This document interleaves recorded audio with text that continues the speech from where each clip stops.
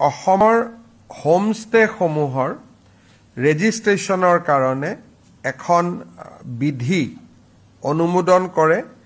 ইয়াৰ ফলত আমাৰ হোমষ্টে সকলে এটা নিৰ্দিষ্ট পোৰ্টেলত গৈ ৰেজিষ্টাৰ কৰিব পাৰিব আৰু প্ৰত্যেক 3 বছৰৰ মূৰে মূৰে তেওঁলোকে অটোমেটিক ৰিনিউৱেল কৰিব পাৰিব। আগতে হোমষ্টে মানে 6টা ৰুম থাকিব লাগিছিল, এতিয়া আমি হোমষ্টেত 8টালৈকে ৰুম আমি বঢ়াই দিছোঁ আৰু তেওঁলোকৰ পঞ্জীয়নটো অনলাইন অটোমেটিক হ'ব পৰাকৈ আমি সুবিধা কৰি দিছোঁ।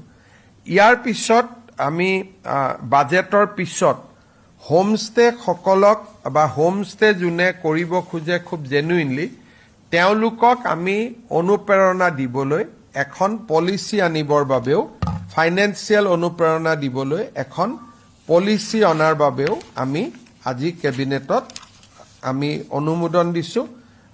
নিশ্চিতভাৱে আমাৰ বাজেটত সেই বিষয়ে উল্লেখ কৰা হ'ব।